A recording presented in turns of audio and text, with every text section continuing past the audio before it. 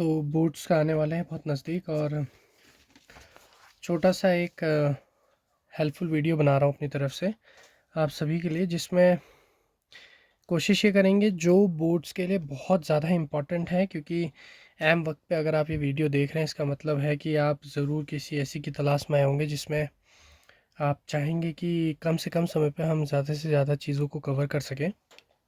तो यहाँ पे को मैंने कुछ टॉपिक्स उतार लिए हैं, ये एग्जैक्टली सीबीएसई से अलॉटेड जो भी सिलेबस आपको प्रोवाइडेड है वही टॉपिक्स के बारे में यहाँ पे कुछ जिक्र हुआ है।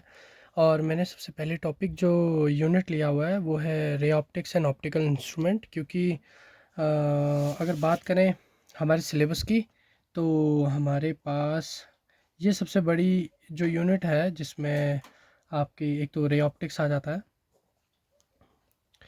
रे ऑप्टिक्स, दूसरा है वेव ऑप्टिक्स और तीसरा है ईएमडब्ल्यू, इलेक्ट्रोमैग्नेटिक वेव। तो ये तीनों यूनिट्स मिलाकर लगभग आपका 17 से 18 नंबर का वेटेज रखता है, जो कि सीबीएसई ने खुद अपने को इस्तेमाल करा है। सबसे पहले हमने इसी चीज़ को उठाया और इसमें ईएमडब्ल्यू को सबसे हम आखिर में पढ़ेंगे। पहले हम रे ऑप्टिक्स और वेव ऑप्टिक्स के बारे में पढ़ेंगे, जिसमें मैंने रे ऑप्टिक्स को नोट डाउन कर लिया है एक पेज में। ये सारे टॉपिक्स हैं जिन्हें हम कवर करेंगे और मैं कोशिश करूँगा कि इस वीडियो में हम कम से कम समय पे ज़्यादा से ज़्यादा टॉपिक्स को पढ़ लें। जैसे कि मैं अभी कोशिश करूँगा आपको reflection of light, spherical mirrors, mirror formula, reflection of light and optical fibres, इनके बारे में बता दूँ। तो स्टार्टिंग बहुत हल्के टॉपिक से करा हुआ है, रिफ्लेक्शन ऑफ लाइट, जिसमें हमें केवल फिनोमेना जानने की ज़रूरत है। सीबीएसई को इससे मतलब नहीं है कि आप कैसे उसे डिफ़ाइन करेंगे, और मुझे लगता नहीं है कि इसमें आपको कोई क्वेश्चन आएगा कि define reflection of light. But हाँ, अगर आपको रे ऑप्टिक्स और ऑप्टिकल इंस्ट्रूमेंट की स्टडी करनी है तो आपको ये पता होना चाहिए कि रिफ्लेक्शन ऑफ लाइट होता क्या है। फिर आती है बात स्फेरिकल मिरर्स की, जिनका रोज़मर्रा की ज़िंदगी में भी हमारा बहुत ज़्यादा इस्तेमाल होता है। तो हाँ, बेसिक एप्लीकेशन एमसीक्यू बन सकता है इससे, या यूजेस पूछे जा सकते हैं। एंड मिरर फार्मूला, इससे रिलेटेड मुझे नहीं लगता है कि न्यूमेरिकल आएगा, लेकिन हो सकता है एमसीक्यूज़ में जहाँ हमारे पास 10 से 10 क्वेश्चंस दिए होंगे, तो हो सकता है उधर मिरर फार्मूला से रिलेटेड कोई भी क्वेश्चन पूछ ले या बेसिक सा क्वेश्चन पूछ ले आपको। तो इसके बारे में पढ़ेंगे और इसका डेरिवेशन भी इंक्लूडेड होता है, मैं कराऊंगा वीडियो में, लेकिन मुझे नहीं लगता कि वो भी इतना ज़्यादा इम्पोर्टेंट रहेगा, क्योंकि हमारे पास और भी चीज़ें हैं कवर करने के लिए।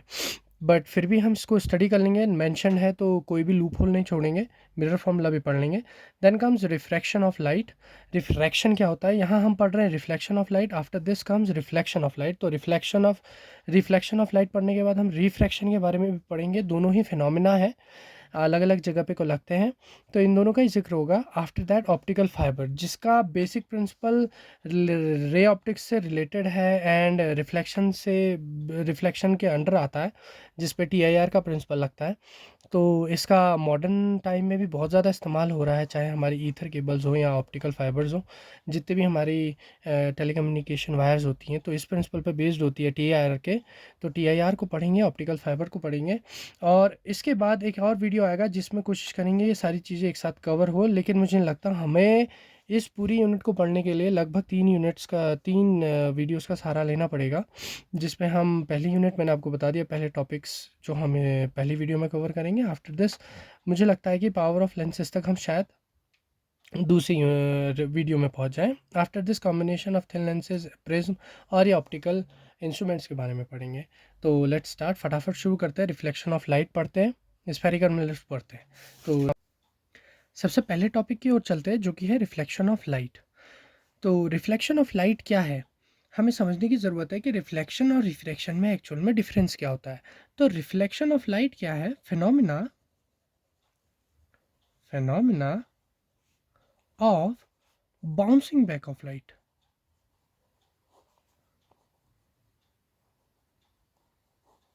बाउंसिंग बैक ऑफ लाइट, यानी कि कभी भी, जैसे ये देखिए मैंने एक लाइन बनाई है, ये हमारा तरीका है 2 डायमेंशनल स्पेस पे, यानी कि कॉपी में अगर हमें मिरर को दिखाना है, मिरर शो करना है, तो हम कैसे करेंगे, एक प्लेन लाइन बनाएंगे, उसके पीछे क्या करेंगे, स्लांट में तिरछी लाइनें देंगे बहुत प्यारे तरीके से, जो कि एक मिरर को दर्शाती है। आपको प्लीज़ कोशिश करिएगा ऐसे अनटाइडी वे में ना करें, कॉम जैसे एक कंघी की तरह मत बना देना शेप।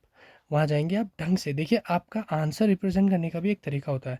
तो यहाँ फंडामेंटल ग्रोथ भी करनी है, टॉपिक्स को समझने के साथ साथ अपना फंडामेंटल ग्रोथ भी करना है कि कैसे आप वहाँ एग्ज़ाम में रिप्रेजेंट करेंगे अपने आंसर को। तो एक मिरर बनाने का तरीका मैंने आपको सिखा दिया। एक प्लेन सी लाइन खींचनी है आपको, स्लांट में बहुत अच्छे तरीके से आपने लाइन्स ड्रॉ कर देनी है। ये पॉलिश्ड सरफेस को दिखाता है। तो गलती से भी ऐसा मत करिएगा कि ऑब्जेक्ट आपने यहाँ रख दिया है। इसका मतलब क्या हो गया, आप बैक साइड से देख रहे हैं मिरर की आप ये मान लीजिए मिरर का फ्रंट फेस है, तो आप क्या कर रहे हैं, मिरर को बैक साइड से देख रहे हैं। तो हम मिरर की बैक साइड पे नहीं बनाना है, मिरर के सामने बनाना है, तभी उसकी इमेज बनेगी। तो इसकी फ्रंट साइड क्या है, ये जिस तरफ से आपने पॉलिश नहीं करा है, तो पॉलिश नहीं करा है ये स्पेस है। जब भी मान लीजिए आपका एक ऑब्जेक्ट है, मैंने बोला मेरा ऑब्जेक्ट ये है, तो ये जो ऑब्जेक्ट है इसकी रे क्या है, लाइट इस पे टकराएगी। अब लाइट रे दिखाने का भी क्या तरीका होता है, देखिए एक लाइन आपने खींची, इस लाइन को अगर आपने सीधा छोड़ दिया, मान लीजिए मैंने एक लाइन और खींची ये, अब ये लाइन भी अगर मैं इसे ऐसे ही छोड़ देता हूँ और मैंने इसे ऐसे फेंक दिया, तो मुझे ये नहीं पता है कि ये टकराने के बाद किस तरफ गई है और कहाँ से आई हुई है। जब तक मैं इसमें एरोज नहीं दिखाऊंगा तब तक ये एक रे नहीं कहलाएगी। तो कभी भी आप जब भी आप रे ऑप्टिक्स की स्टडी करते हैं, तो सबसे पहला काम क्या है, आपको रे बनाना आना चाहिए। तो हाउ टू ड्रॉ अ रे, give a line, straight line, और उसका पाथ डायरेक्ट कर दीजिए। जो ये एरो है ये इसका पाथ डायरेक्ट कर देगा। अगर आप इसका एरो ऐसे बनाएंगे इसका मतलब है रे इस तरफ से फॉल कर रही है। अगर आप लाइन बना रहे हैं और आपने एरो इस तरफ दिखाया, इसका मतलब आपकी रे इस तरफ को डायरेक्टेड है। तो डायरेक्शन आपने दे दी, आपको रे बनाना आ गया है। तो अब रिफ्लेक्शन ऑफ लाइट समझने के लिए आपको क्या करना है, phenomena of bouncing up back of light, हमने लिख दिया ना। रिफ्लेक्शन ऑफ लाइट क्या है, phenomena of bouncing back of light. किसी भी स्मूथ सरफेस से, कहाँ से, जो बाउंसिंग बैक होगा किसी भी लाइट का, वो कहाँ से होगा, एक स्मूथ सरफेस से होगा। ऑब्वियस सी बात है।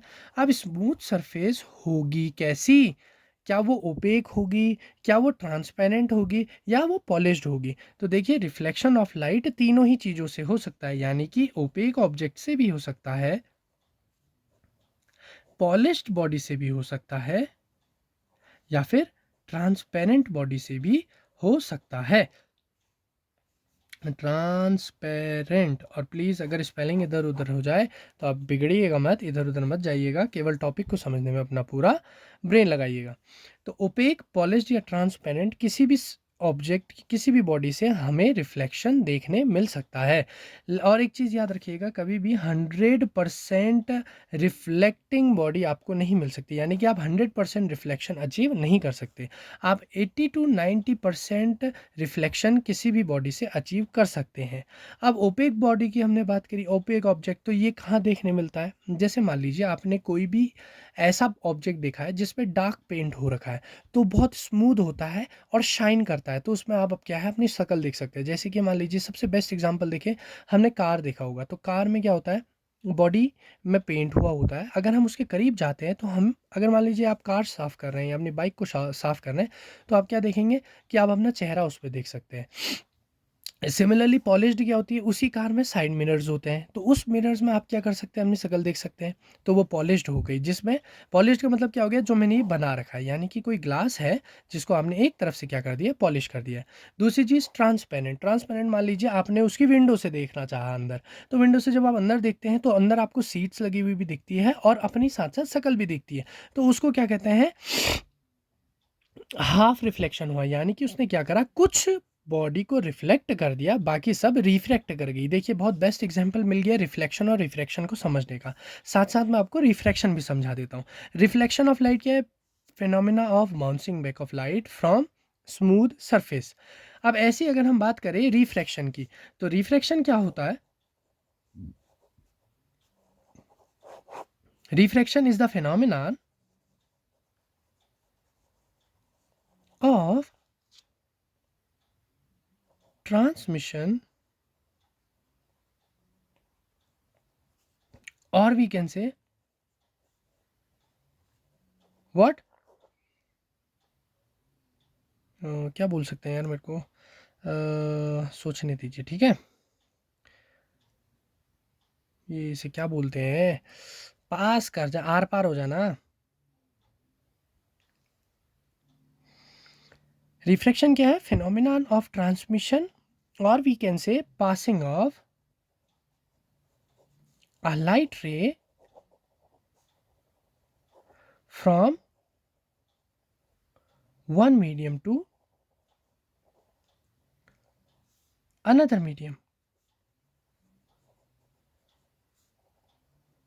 देखिए बहुत टिपिकल चीज़ हो गई, समझने के लिए ठीक है, लिखने के लिए आपको शब्द चाहिए इसलिए मैंने ये चीज़ लिखी है, लेकिन आपको बेसिक अगर डिफरेंस जानना है तो एक चीज़ आप याद रखिए, यहाँ क्या होता है? रिफ्लेक्शन में क्या होता है? बाउंसिंग। इसको मैं रेड पेन से लिख देता हूँ। ये बाउंसिंग बाउंसिंग फिनोमिना है, और ये रिफ्रैक्शन क्या है? Bending phenomena. यस, बहुत इंपॉर्टेंट चीज़। ये कैसा फिनोमिना है? बाउंसिंग फिनोमिना है, और ये कैसा फिनोमिना है? बेंडिंग फिनोमिना है।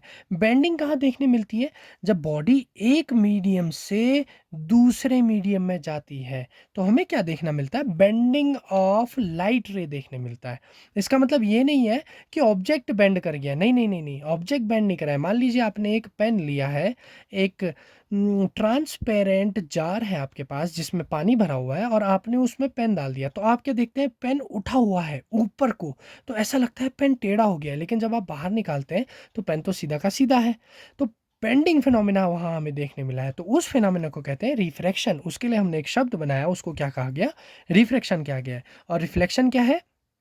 जब लाइट रे या आपका जो रे है, ये किसी सरफेस से टकराने के बाद उसी मीडियम में रहे, यानी कि एयर में ही आपकी बॉडी गई, टकरा के आपकी आंखों में वापस आ गई, तो आप कहाँ है? एयर में ही है। वो ऑब्जेक्ट कहाँ रखा हुआ है जिससे लाइट रे, जिससे रे रिफ्लेक्ट करा है?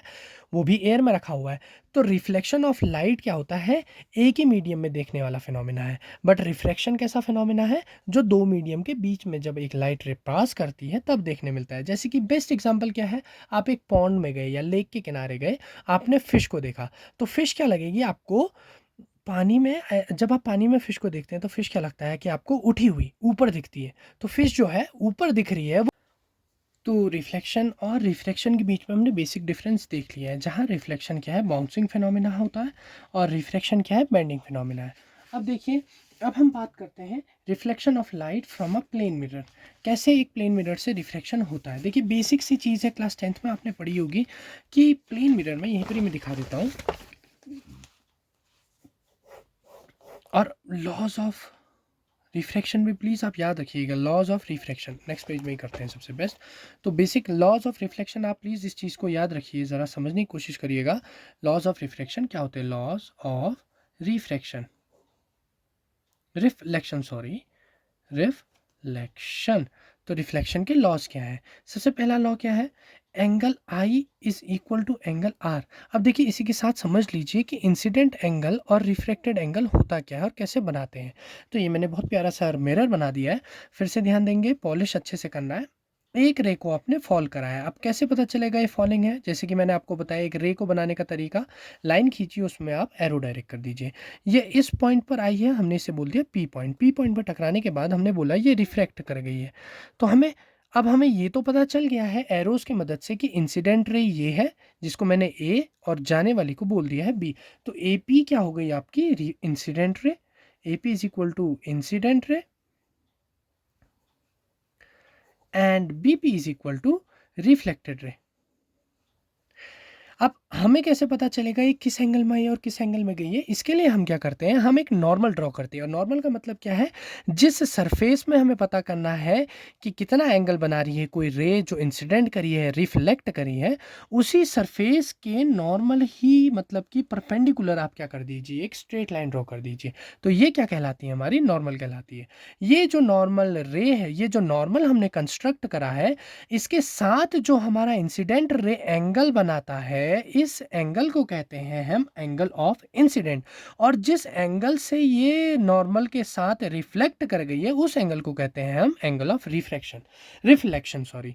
तो लॉ ऑफ रिफ्लेक्शन क्या कहता है? सबसे पहला, that angle of incidence is always equal to angle of reflection, यानी कि जिस एंगल पे आपकी रे आई है, टकराने के बाद ही उसी एंगल में वापस चली जाएगी। और दूसरा लॉ क्या कहता है?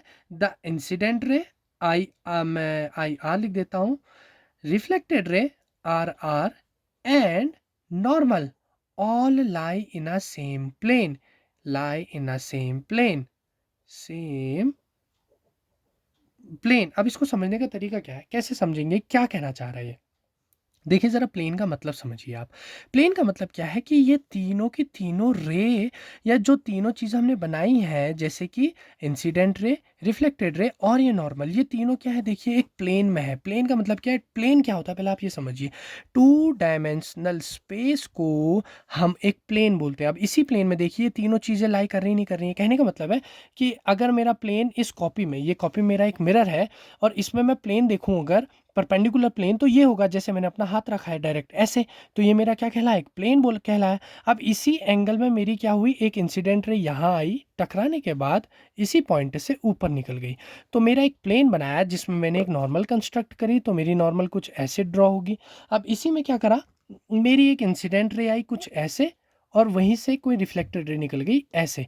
तो देखिए जरा ये तीनों, इसका आना टकराकर इसका वापस यहाँ से जाना और एक नॉर्मल का ड्रॉ करना, देखो कहाँ हो रहा है, एक ही प्लेन में हो रहा है। और वो प्लेन कैसे रखा हुआ है? वो प्लेन रखा हुआ है मिरर के परपेंडिकुलर। तो प्लेन का मतलब समझ में आया, और एक ही प्लेन में लाई कर रहे हैं इसका मतलब समझ में आया कि हमने वो प्लेन लिया है जिस प्लेन में मेरी रे आई, टकराई और चले गई। अब वो प्लेन कैसे भी हो सकता है, लेकिन उसको क्या होना होगा, नॉर्मल टू द मिरर। मान लीजिए मेरा कॉपी मिरर है, तो इसमें कैसे भी रखी हो सकती है। जैसे मेरी रे ये इस एंगल से आई, यहाँ पे टकराने के बाद ऐसे चलेगी, तो मेरा प्लेन क्या होगा, ऐसे बनेगा। अगर मेरी रे कहीं और से आ रही है तो जिस तरीके से आएगी वो नॉर्मल, वो प्लेन पेपर के नॉर्मल होगा। अब किसी भी एंगल में हम उससे मतलब नहीं है, लेकिन क्या होगा, तीनों चीज़ें एक ही प्लेन में आपको दिखेंगी। तो all lie in a same plane का मतलब ये है, और दोनों रिफ्लेक्शन के हमारे क्या हो गए, लॉज हो गए। तो ये दो लॉ बहुत इंपॉर्टेंट है। अब बात आती है मिरर कितने टाइप के होते हैं। प्लेन मिरर के हमने जिक्र कर लिया यार, प्लेन मिरर का इतना इंपॉर्टेंस है भी नहीं। क्लास 10th में होते आपका तो भी इतनी इंपॉर्टेंस दी जा सकती थी, लेकिन अभी क्या आया, स्फेरिकल मिरर्स की बात आ गई, जो कि बहुत इंपॉर्टेंट रोल प्ले करते हैं।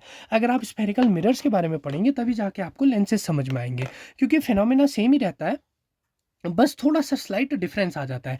लेंसेज में आपको रिफ्रैक्शन का फिनोमेना देखने मिलता है और स्फेरिकल मिरर्स में आपको रिफ्लेक्शन का फिनोमेना देखने मिलता है। और रिफ्लेक्शन के जो लॉज हैं, ये प्लेन मिरर हो या स्फेरिकल मिरर हो, दोनों जगह सेम ही लॉज हम इस्तेमाल करते हैं, बस थोड़ा लगाने का तरीका अलग होता है, जिसको हम आने वाले समय में अभी सीखेंगे। अब आए बात आपकी स्फेरिकल मिरर्स की, तो स्फेरिकल मिरर्स क्या होते हैं भैया, कितने तरीके के होते हैं, और स्फेरिकल का मतलब क्या कहना चाह रहे हैं हम। स्फेरिकल का मिरर, स्फेरिकल मिरर्स का कहने का मतलब है कि जो ये मिरर हम ऑब्टेन करते हैं, ये ऑब्टेन किधर से करते हैं, हम एक स्फेरिकल बॉडी से करते हैं। जैसे मान लीजिए आपने एक बॉल ले ली, अगर आपके पास एक ग्लास की बॉल है, आपने उसे ले लिया और आपने उसको गोल आकार में बना लिया, एक स्फेयर के फॉर्म में ले लिया। अब आपने क्या करा, उसमें से एक छोटा सा हिस्सा कट कर लिया। जैसे मान लीजिए ये मेरा एक स्फेयर है, मैंने इसमें से एक छोटा सा हिस्सा ये कट कर लिया है। अब ये छोटा सा हिस्सा मैंने क्या करा, यहाँ पे को रख दिया है। आपने, इतना मैं मानता हूँ कि आपने अपने स्कूल्स में एटलीस्ट स्फेरिकल मिरर्स तो ज़रूर देखे होंगे, आपने उन्हें टच करके भी देखा होगा कैसा होता है। मैं आने वाले समय में उन्हें दिखाऊंगा, आई गेस मेरे पास है तो मुझे ढूंढने पड़ेंगे, मैं आने वाले समय में उन्हें दिखाऊंगा। तो मिरर कैसा होता है, ऐसा आपने एक मिरर यहाँ से उठाया और इसको ले लिया, जैसे कि ये मिरर मेरे हाथ में आ गया, मान लीजिए यहाँ पे को मैंने एक मिरर ऐसे रखा हुआ है। अब इसको मुझे टू डायमेंशनली देखना है, तो मैं क्या कर रहा हूँ, मैं इसको ऐसे करके देख रहा हूँ। यार अब मैंने थोड़ा ऐसे बना दिया, मैं इसे कैसे बनाऊँ, मान लीजिए मेरे ये हाथ में, अगर यहाँ पे को इसी में देख लीजिए, अगर ये रखा हुआ है तो मैं इसको कैसे कर रहा हूँ, ऐसे करके देख रहा हूँ, आगे से देख रहा हूँ, इस तरफ से ऐसे देख रहा हूँ इसको। तो कॉपी में बनाने का तरीका क्या है, ऐसे बना दिया। जैसे हम एक खड़े मिरर, प्लेन मिरर को स्ट्रेट लाइन से ड्रॉ कर रहे थे, हम स्फेरिकल मिरर को कुछ इस तरीके से ड्रॉ करेंगे। क्या करेंगे, इसको अच्छे से पॉलिश कर देंगे। पॉलिश करने का तरीका आपको पहले भी समझाया है, टाइडी वर्क करना है प्लीज़। जितनी साफ़ आपकी कॉपी होगी उतना इम्पैक्टफुल आपका वर्क होगा बोर्ड्स में। तो ये जो भी चीज़ें मैं आपको करवा रहा हूँ, ये बोर्ड के मद्देनज़र रखते हुए करा रहा हूँ, केवल टॉपिक से ही नहीं, कैसे आपको अपना आंसर वहाँ पे रिप्रेजेंट करना है। इसीलिए आपको बेसिक बेसिक नॉलेज का भी मैं आपको बेसिक बेसिक पॉइंट्स भी बीच बीच में क्या है, हाईलाइट कर रहा हूँ। तो बात आई स्फेरिकल मिरर्स की। स्फेरिकल मिरर हमारे दो तरीके के होते हैं, एक हम कहते हैं कॉनकेव और एक हम कहते हैं कॉन्वेक्स। तो देखिए मैंने क्या बनाया होगा, आपको क्या लगता है, ये कैसा है, देखिए ये केव की तरह है और बैक साइड इसकी पॉलिश है, यानी कि केव जो बनाई मैंने वो केव पॉलिश नहीं है, उसकी बैक साइड पॉलिश्ड है। तो जैसे मेरा हाथ है, मैंने एक केव बनाई, तो ये केव पॉलिश नहीं है, इसकी बैक साइड पॉलिश है। तो ऐसे को जो केव बनाता है इसको कहते हैं हम कॉनकेव। और कॉन्वेक्स क्या होगा, बस इसी का उल्टा कर लीजिए ऐसे। तो केव वाली साइड क्या होगी, पॉलिश्ड होगी। तो दोनों में से आपको एक चीज़ याद करनी है, कॉनकेव क्या होता है, कॉन्वेक्स क्या होता है। तो हमने कॉनकेव बहुत आसानी से याद कर लिया, एक केव बनाई, उसकी बैक साइड को पॉलिश कर दिया। तो जो केव कंस्ट्रक्ट हुई, इसको ऐसे लेंसेज ऐसे मिरर्स जिनकी केव बनती है उन्हें हम कॉनकेव कहते हैं। और उसी का अपोजिट जिनके पास उभरापन होता है, जिनकी केव पॉलिश्ड होती है, वो क्या कहलाते हैं, कॉन्वेक्स मिरर कहलाते हैं। अब कॉनकेव मिरर और कॉन्वेक्स मिरर क्या होते हैं। स्फेरिकल क्यों कह रहे हैं, हमने समझ लिया। स्फेरिकल इसलिए कह रहे हैं क्योंकि हमने एक स्पेयर से इसको कट आउट करा है, इसका पीस जो है हमने एक स्पेयर से कट कर रखा है। तो स्फेरिकल मिरर्स क्या होते हैं, इनका क्या नेचर होता है, स्फेरिकल मिरर्स का क्या नेचर होता है। इनके दो तरीके के नेचर होते हैं, एक होता है कन्वर्जिंग, एक होता है डाइवर्जिंग। तो कॉनकेव कैसा लेंस मिरर होता है, कन्वर्जिंग मिरर होता है। कैसा मिरर होता है, कन्वर्जिंग मिरर होता है, यानी कि इसमें फॉल करने वाली कोई भी लाइट हमेशा क्या करती है, कन्वर्ज करती है। अब मैंने क्या करा, देखिए दो प्लेन लाइंस को क्या करा, इन्फिनिटी से फॉल करा दिया है, तो ये क्या करा, जाकर सीधे फोकस पे मिली है। तो ये कैसा है, कन्वर्जिंग है। अब इसी की जगह अगर मैं, आप मान लीजिए कॉन्वेक्स में मैं अगर लाइन फॉल करवाऊंगा, तो ये क्या करेंगे, हमेशा डाइवर्ज करेंगे। ये हमेशा क्या करेंगे, डाइवर्ज करेंगे। ये हमेशा क्या करेंगे, डाइवर्ज करेंगे, यानी कि दूर फेंकेगा, बाहर को फेंकेगा। तो ये कैसा मिरर होता है, कॉन्वेक्स, जो डाइवर्ज करता है, जिसका कैसा नेचर होता है, डाइवर्जिंग नेचर होता है। और कॉनकेव, जिसका कन्वर्जिंग नेचर होता है। और उसमें हमें बहुत अंदर घुसने की जरूरत नहीं है। सेंटर ऑफ कर्वेचर क्या होता है, देखिए मैं फटाफट आपको बोल देता हूँ। जैसे मान लीजिए आपने एक स्फेयर लिया, तो इसका कुछ ना कुछ तो रेडियस रहा होगा, और ये डिस्टेंस मान लीजिए सेंटर इसका, तो इसका रेडियस रहा होगा। इसी को अगर हम कट आउट कर लें, मान लीजिए मैंने छोटा सा हिस्सा ले लिया, तो इस छोटे से हिस्से का रेडियस वही रहेगा। क्यों, क्योंकि सेंटर रेडियस कभी भी, किसी भी सर्कल का रेडियस कभी भी चेंज नहीं होता, उसकी डिस्टेंस चेंज नहीं होती। अगर मैं छोटा सा पीस भी इसका उठा कर ले लूँ, तो इसका जो रेडियस होगा, रेडियस होगा वो तो सेम ही रहेगा ना, अगर मैं इसको वापस इस जगह रख दूँ। तो इस पॉइंट को जब हम एक स्फेयर से एक छोटा सा हिस्सा, स्फेरिकल सरफेस से एक छोटा सा हिस्सा काट कर ले लें, तो जहाँ पे को इसका जो वो रेडियस, जो सेंटर पॉइंट था, उसी को हम क्या कहते थे, सेंटर ऑफ कर्वेचर कहते थे। यानी कि ये कर्व का सेंटर क्या है, उसका रेडियस, वही रेडियस के पॉइंट को हम सेंटर ऑफ कर्वेचर कह देते हैं। और इसकी डिस्टेंस को कहाँ से, इसके सेंटर से, ये सेंटर पॉइंट, एक स्फेरिकल मिरर का जो सेंटर पॉइंट होता है, ये इसका पोल कहलाता है। तो पोल से इसकी डिस्टेंस, देखिए फिर मैं बोल रहा हूँ, पोल से इसकी डिस्टेंस, ना कि इससे पोल की डिस्टेंस। पोल से इसकी डिस्टेंस क्या कहलाती है, रेडियस ऑफ कर्वेचर। यानी कि जो पॉइंट हमने सी, जो कि सेंटर था एक स्फेरिकल सरफेस का, उसको हमने अब एक स्फेरिकल मिरर का सेंटर ऑफ कर्वेचर कह दिया है। इस सेंटर ऑफ कर्वेचर की डिस्टेंस पोल से रेडियस ऑफ कर्वेचर कहलाती है। यानी कि पोल से इस फोकस पॉइंट की डिस्टेंस को हम कहते हैं फोकल लेंथ। समझ में आ गया। यू और वी हम क्या क्यों यूज करते हैं, यू हम यूज करते हैं ऑब्जेक्ट डिस्टेंस डिफाइन करने के लिए, यू पॉइंट हम यूज करते हैं ऑब्जेक्ट डिस्टेंस को दिखाने के लिए, और वी हम यूज करते हैं इमेज की डिस्टेंस को दिखाने के लिए। अब देखिए जरा, मैंने यहाँ यू और वी कैसे बनाया है, इनको बनाने का भी तरीका यही है। सिंबल्स का बहुत इंपॉर्टेंट रोल होता है फिजिक्स में। तो यू कैसे बनाएंगे आप, ऐसा, और वी कैसा बनाएंगे आप, ऐसा, ताकि प्रॉपर डिफरेंस दिखे। और दोनों ही क्या होंगे, स्मॉल अल्फाबेट्स होंगे, यू और वी। एफ भी स्मॉल होगा और सी भी क्या होगा, स्मॉल होगा। तो ये सारी बेसिक चीज़ें मैंने आपको समझा दी स्फेरिकल मिरर्स के बारे में। देखिए थ्योरेटिकल टॉपिक है, समझने वाली चीज़ें हैं, ये समझेंगे तो आगे आने वाले इन टॉपिक्स में, देखिए प्लीज़, इन टॉपिक्स में कहा, refraction at spherical surface, lens, thin lens formula, lens makers formula, magnification, power of lens. तो यहाँ ये चीज़ें आपको बहुत हेल्प करेंगी। तो ये इंट्रोडक्टरी क्लास है, ये इंट्रोडक्टरी वीडियो है आपके लिए, जहाँ मैंने बोला आपको कि मैं आपको छोटी छोटी चीज़ों के बारे में समझा दूंगा। अब मेन डेरिवेशन आता है हमारा मिरर फार्मूला का। तो देखिए सबसे पहली चीज़, जिसको पूरे डेरिवेशन में नहीं घुसना और काम की चीज़ें देखनी है, तो वो केवल मिरर फार्मूला देख सकता है। तो मिरर फार्मूला क्या होता है, मिरर फार्मूला अगर आपका बेसिक क्वेश्चन आ जाता है, आपको कुछ याद नहीं करना है, सिंपल सी चीज़ है, 1/f is equal to 1/v plus 1/u। अब इसमें कोई भी रिलेटेड कैसा भी क्वेश्चन आ जाए, आप आसानी से कर लेंगे। और मैं बेहतर बताऊं आपको, तो आप इसको क्या कर लीजिए, इसको थोड़ा सा सिंप्लीफाई करते हैं और मेन फॉर्मूले की तरफ चलते हैं। 1/f इज इक्वल टू, ये यू वी, एलसीएम ले लेते हैं, मल्टीप्लीकेशन, यू वी आपस में मल्टीप्लाई होगा, क्रॉस मल्टीप्लाई करके क्या आ गया, यू प्लस वी। तो फोकस क्या आ गया आपका, u v upon u plus v. तो आप डायरेक्टली ये फॉर्मूला भी याद कर सकते हैं, जिसमें आप सीधे वैल्यू रखें, आपका आंसर आ जाएगा। देखिए एक चीज़ का ध्यान दीजिएगा, u इज ऑलवेज नेगेटिव, हमेशा ऑब्जेक्ट की डिस्टेंस को नेगेटिव लेना है। ऑब्जेक्ट की डिस्टेंस को हमेशा क्या लेना है, नेगेटिव लेना है। क्यों लेना है, हम हमेशा कोई भी लेंथ को मेजर करते हैं, कोई भी डिस्टेंस को मेजर करते हैं तो हम कहाँ से करते हैं, पोल से करते हैं। यानी कि मेजरिंग टेप रखेंगे तो पोल की तरफ से रखेंगे, यानी कि जीरो शुरू होगा तो पोल से शुरू होगा। और हमेशा जब भी हम ऑब्जेक्ट की तरफ जाते हैं तो हम उस साइड को क्या लेते हैं, नेगेटिव लेते हैं। और इससे आगे की ऑब्जेक्ट से आने वाली रे के अपोजिट अगर हम चल रहे हैं तो वो हमेशा नेगेटिव ली जाती है। और ऑब्जेक्ट की फॉलिंग रे की डायरेक्शन में अगर हम मेजरिंग टेप को ले जा रहे हैं तो वो साइड हमेशा क्या ली जाती है, पॉजिटिव ली जाती है। तो u इज ऑलवेज नेगेटिव। आगे आगे आते रहेंगे क्वेश्चंस में तो मैं आपको सिखाता रहूँगा कि और साइन कन्वेंशंस को और बेहतर तरीके से समझाऊंगा। अभी क्या आता है, अभी आता है मिरर फार्मूला को कैसे डिराइव करें। तो ये बहुत इंपॉर्टेंट रहेगा, इसको अच्छे से आप समझिए प्लीज़ कि कैसे हम इस चीज़ को डिराइव करते हैं। तो सबसे पहली चीज़ क्या आती है कि हमें कैसा रे डायग्राम बनाना है। देखिए पूछेगा नहीं, बहुत रेयर केसेस है, फिर भी मैं आपको सिखा रहा हूँ, और वो भी बहुत एक सिखा रहा हूँ सिंपल सा, ज़्यादा के चक्कर में हमें पढ़ना है नहीं। और वैसे भी ये कॉन्वेक्स, और इसको आप कॉनकेव मिरर से करें तो ज़्यादा बेहतर है, कॉन्वेक्स के लफड़े में ना पड़े तो ज़्यादा अच्छा है।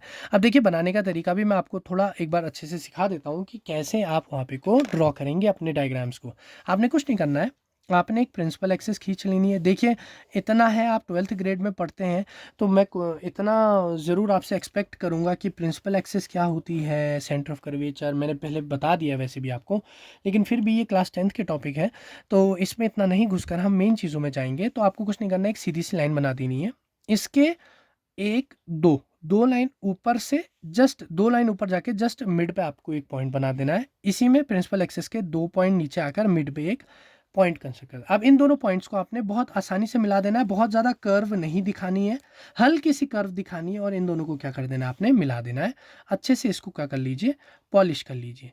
ठीक है, अब ये कर्व कहाँ को बंद हो रही है, इस तरफ को बंद हो रही है ना, तो इसका फोकस भी क्या होगा, इसी तरफ होगा। तो आपने क्या करना है, कुछ नहीं, सिंपली आप एक सेंटर ऑफ कर्वेचर ले लीजिए। देखिए मेजरमेंट अगर मैं बताऊं आपको तो 5 सेंटीमीटर का लीजिएगा पोल से। पोल से सेंटर ऑफ कर्वेचर की डिस्टेंस आप लीजिएगा 5 सेंटीमीटर की, और इन दोनों का जस्ट आधा क्या हो जाएगा, आपका 2.5 सेंटीमीटर पे फोकस हो जाएगा। आपका डायग्राम बहुत अच्छा बनेगा। आपने क्या करना है, ऑब्जेक्ट को रखना है बियॉन्ड सी, 2 लाइन का आप ऑब्जेक्ट बना लीजिए। अब देखिए 2 लाइन डालनी है, याद रखिएगा जो लाइन हमेशा पैरेलल टू प्रिंसिपल एक्सिस जाती है ये हमेशा फोकस से पास करती है। तो बहुत प्यार से इसे फोकस से पास कर दीजिए। ये देखिए ये रे आई, मैंने इसे क्या कर दिया, फोकस से पास कर दिया है। तो मेरी रे क्या कर गई, फोकस से पास कर गई, यहाँ से चले गई फोकस से ये। अब दूसरी रे क्या करी मैंने, दूसरी रे को मैंने सेंटर ऑफ कर्वेचर से डायरेक्टली सेंटर ऑफ कर्वेचर से पास करा देना है। तो डायरेक्टली सेंटर ऑफ कर्वेचर से पास कराइए आप इस रे को। तो ये देखिए ये नीचे जाकर क्या हो गई, मिरर से टकरा गई। देखो अगर नहीं टकरा रही है तो मिरर को थोड़ा बड़ा कर लीजिए, उसमें कोई प्रॉब्लम नहीं है, लेकिन इतने में आपका काम बन जाएगा। तो क्या करा आपने, रे को गिरा दिया सीधे सेंटर ऑफ कर्वेचर से। अब देखिए सेंटर ऑफ कर्वेचर से गई तो यहीं से बाउंस बैक हो जाएगी। क्यों, देखिए उसका रीज़न है, हम यहाँ नॉर्मल कहाँ से लेते हैं, सेंटर ऑफ कर्वेचर से। स्फेरिकल सरफेसेस में नॉर्मल कहाँ से बनाई जाती है, सेंटर ऑफ कर्वेचर से बनाई जाती है। और इसकी बहुत डीप हम चले जाएंगे इसलिए मैं डीप में नहीं जाना चाह रहा हूँ। आप इतना याद रखिए सेंटर ऑफ कर्वेचर से जाएगा तो सेंटर ऑफ कर्वेचर से ही, जिस सेंटर ऑफ कर्वेचर से पास करी तो उसी में वापस आ जाएगी। तो आपने एक एरो गिरने का दिखाया तो एक एरो वापस जाने का दिखा दीजिए। अब देखिए जहाँ पे को आपकी इमेज मिल गई, जहाँ पे को आपकी दोनों रेज मिल गई वहीं पर ही को आपको इमेज बन गई, यानी कि ये ए है बी है, ऑब्जेक्ट आपका ए डैश बी डैश आपका इमेज बन गया है। ठीक, और फटाफट फटाफट इसका डेरिवेशन लेते हैं। क्या बोला था मैंने आपको, ये डिस्टेंस क्या कहलाती है, फोकल लेंथ। ये क्या कहलाता है, रेडियस ऑफ कर्वेचर। ऑब्जेक्ट की डिस्टेंस पोल से कहलाती है वी, इमेज नहीं, इमेज की डिस्टेंस कहलाती है वी, और ऑब्जेक्ट की कहलाती है यू। ठीक हो गया, अब आगे बढ़ते हैं। अब क्या करना है हमें, देखिए इससे पहले ये डेरिवेशन शुरू करें, इसमें आपको मैं एक बार वापस से क्या करता हूँ, आपको 10th क्लास में लेकर चलता हूँ। 10th क्लास में क्यों बोल रहा हूँ, 10th क्लास में मैथमेटिक्स में ट्रिग्नोमेट्रिक एक हम चैप्टर पढ़ते हैं, तो ट्रिग्नोमेट्रिक रेशियोज आई गेस उसमें होगा।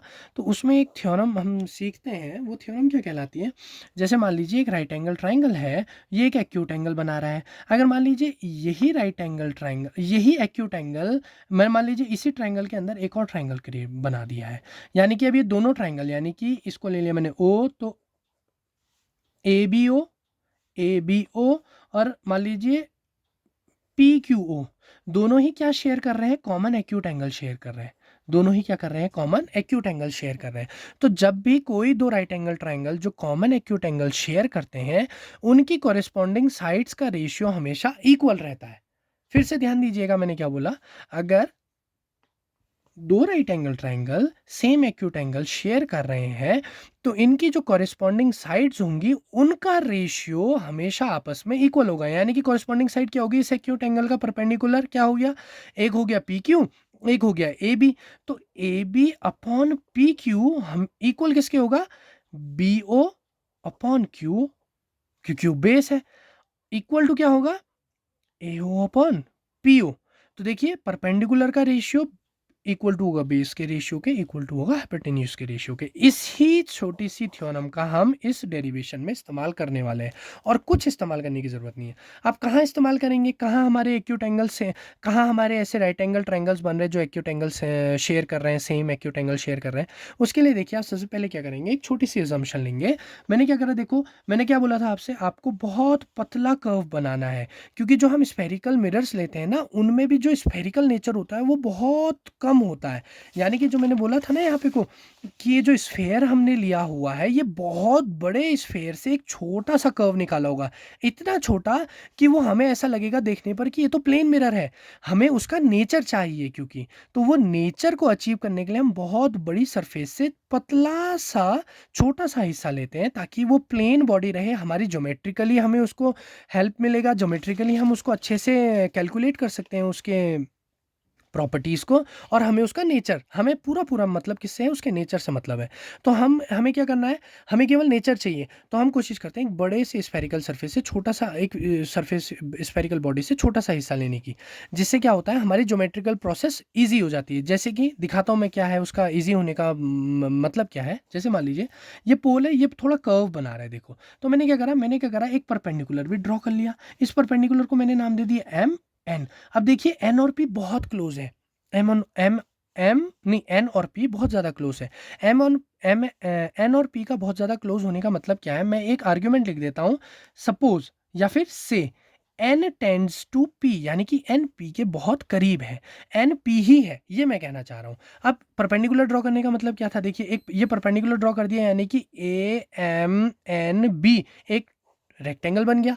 तो मेरी क्या ज्योमेट्रिकल प्रोसेस इजी हो जाएगी, नहीं हो जाएगी, मेरे को आसानी से इसको सॉल्व करने में और ज़्यादा आसानी हो जाएगी। तो अब हम क्या करेंगे, मैंने एक आर्ग्यूमेंट लिख लिया, से N tense to P.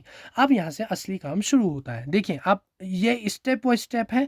Step one, इनको ऐसे ही आपने रटना है। स्टेप वन क्या है, देखिए आपको दो ट्राइंगल, राइट एंगल ट्राइंगल ले लें जो सेम एक्यूट एंगल शेयर कर रहे हैं। देखिए एक एक्यूट एंगल अगर मैं यहाँ बना दूँ तो क्या ये वर्टिकली अपोजिट एंगल होंगे, नहीं होंगे। जैसे मान लीजिए मैंने इसे थीटा वन कहा, तो क्या ये थीटा वन होगा, नहीं होगा। और आप ज़रा नज़र देखिए, A B C and triangle A dash B dash C are sharing same acute angle, yes और no. Yes, same acute angle share कर रहे हैं। तो हम इसमें ये वाली थ्योरम को आसानी से लगा सकते हैं।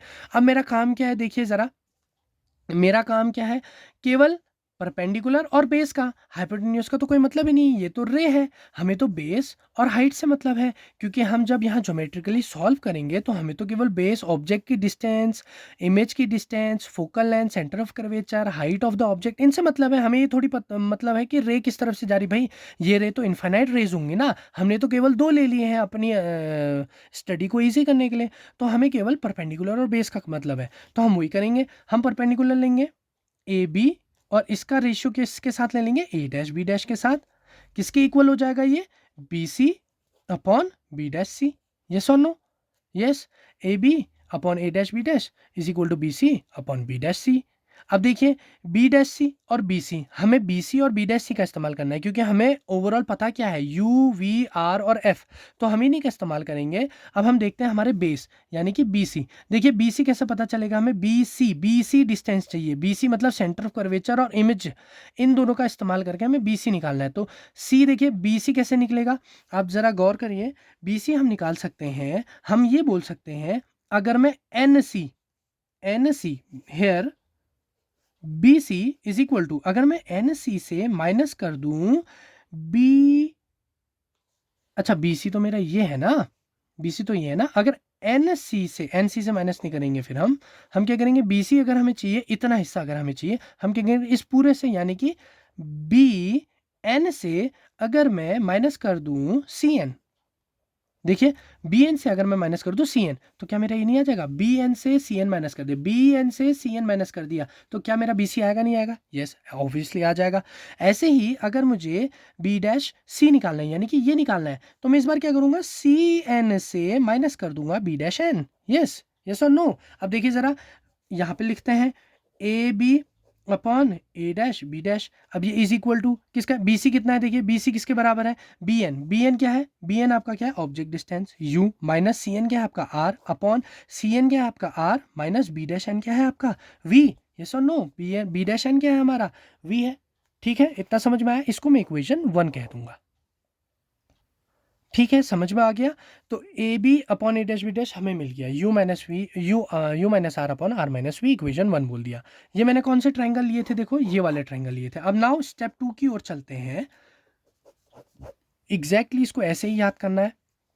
स्टेप 2 क्या है, अब देखिए हमने ये दो ट्राइंगल तो ले लिए, अब ऐसे देखिए इसके बगल में दोबारा से यहाँ पे देखिए ये और ये क्या दोनों सेम एक्यूट एंगल शेयर कर रहे हैं, नहीं कर रहे हैं, डेफिनेटली कर रहे हैं।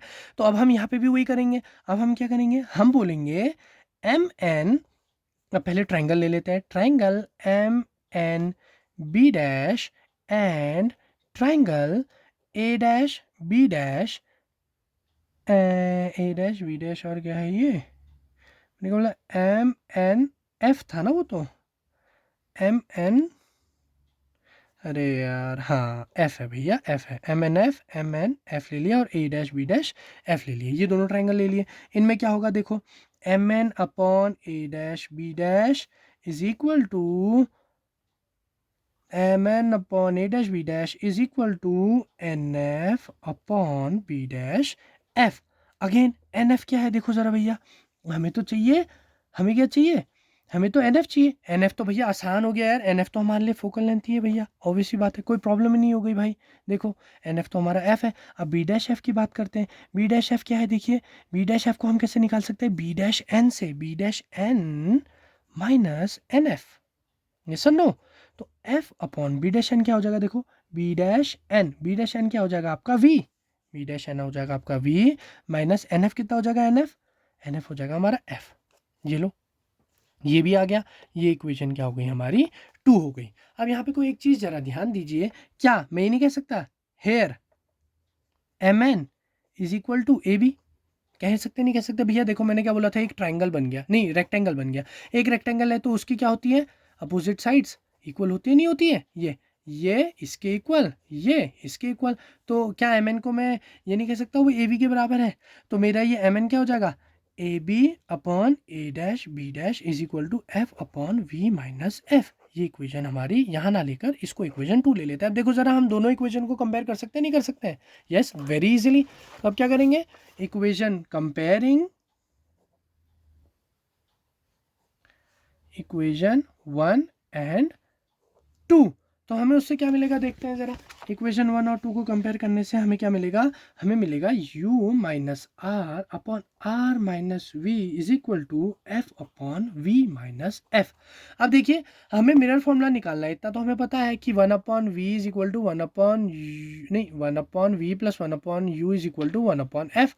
तो यहाँ आर का कोई काम नहीं है, तो यहाँ पे एक चीज़ और लिख लेते हैं, since we know r is equal to f upon 2, तो सब्सटीट्यूट कर लेते हैं, उससे पहले क्रॉस मल्टीप्लाई भी कर लेते हैं, ये क्या हो जाएगा u माइनस एफ अपॉन 2, बाहर से आ जाएगा v minus f is equal to f multiply हो जाएगा एफ अपॉन 2 माइनस वी से, होगा नहीं होगा, अब अंदर मल्टीप्लाई करते हैं, ये क्या आएगा u v minus u f minus v f upon 2 minus f square upon 2 is equal to f square upon 2 minus v f square upon 2 plus के आएंगे दोनों, ठीक है, माइनस माइनस प्लस, देखो f square upon 2 f square upon 2 cut गया, cut गया नहीं cut गया, ये दोनों क्या हो गए हमारे कैंसिल आउट हो गए, तो क्या बचा u v is equal to, देखो मैंने क्या करा, मैं इसको ऐसा करता हूं, मैं इसको इस तरफ ले आता हूं,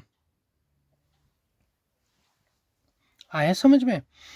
अब देखो भैया आगे करते हैं, ये दोनों इधर जाएंगे, अरे रे रे रे भूला भोला वाला हिसाब हो गया भैया। इधर एक बहुत बड़ी मिस्टेक हो गई है, देखो मिस्टेक यहीं पता चल गई है।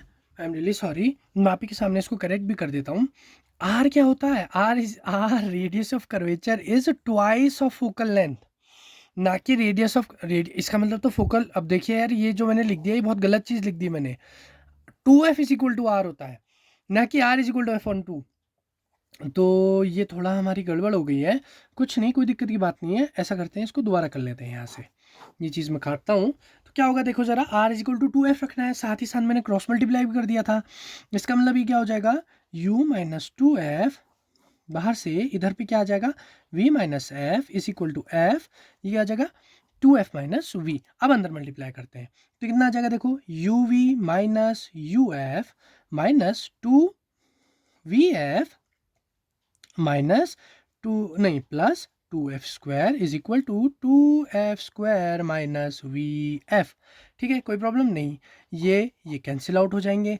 बाकी uv को इधर ही रहने देते हैं क्योंकि ये प्लस में है, ये दोनों नेगेटिव में, इनको उस तरफ ले चलते हैं। तो कितना आ जाएगा देखो ज़रा, uf उधर जाएगा, ये प्लस में ही हो जाएगा, माइनस 2vf जाएगा, ये प्लस 2vf हो जाएगा, और माइनस का vf यहाँ पे को पहले से ही था, तो uv is equal to uf plus vf। आया नहीं आया? अब हम क्या करेंगे, divide each term by uvf, uf से कर दो, तो uv upon uvf is equal to uf upon uvf plus vf upon uvf। तो देखो जरा, uv से uv कट गया, uf से uf कट गया, और vf से vf कट गया, तो क्या बचा देखो, 1 upon f is equal to 1 upon v plus 1 upon u, and we have derived the mirror formula. तो देखो भैया, सिंपल से स्टेप है, ये बेसिक अलजेब्रा है। ये क्या है, ये तो एक बेसिक सी अलजेब्रा है। बेसिक सी अलजेब्रा कैसे है देखो जरा, यहाँ पे हमने क्या करा, फिर से एक बार इसका ब्रीफ डिस्क्रिप्शन ले लेते हैं। हमें एक बहुत प्यारी सी थ्योरम पता है कि सेम एक्यूट एंगल शेयर करने वाले दो राइट एंगल ट्राइंगल्स के कॉरस्पॉन्डिंग साइड्स का रेशियो हमेशा इक्वल होता है। ये प्रॉपर्टी का हमने इस्तेमाल करके एक रे डायग्राम बनाया। इसमें हमने दो ट्राइंगल लिए, पहला ABC और A'(B')C, दूसरा लिया A'(B')C और MNF, नहीं A'(B')FN MNF। इनकी करस्पॉन्डिंग रेशियोज को हमने सामने रखा। किसका मतलब, हमें काम किसका है, केवल बेस और परपेंडिकुलर, हाइपोटेन्यूज का कोई काम नहीं है। तो बेस और परपेंडिकुलर का रेशियो लिया आपस में, इन दोनों को क्या कर दिया, कंपेयर कर दिया। कंपेयर करने के बाद बेसिक सी अलजेब्रा लगाई और we have derived our formula. So this is mirror formula. Derivation हमने कर लिया है अकॉर्डिंग टू आर सिलेबस। तो देखो हमने क्या क्या चीज़ें पढ़ ली, रिफ्लेक्शन ऑफ लाइट जो कि बाउंसिंग बैक फिनोमिना है, स्फेरिकल मिरर्स के बारे में पढ़ लिया, कन्वर्जिंग और डाइवर्जिंग दो तरीके के मिरर्स होते हैं, एक होता है कॉनकेव जो कि कन्वर्जिंग नेचर रखता है, एक होता है कॉन्वेक्स जो कि डाइवर्जिंग मिरर होता है। कैसे याद रखना है, केव बनाना है, तो केव जहाँ से बन जाएगी ये कॉनकेव कहलाएगा अगर हम इसकी बैक साइड को क्या कर दें, पॉलिश कर दें।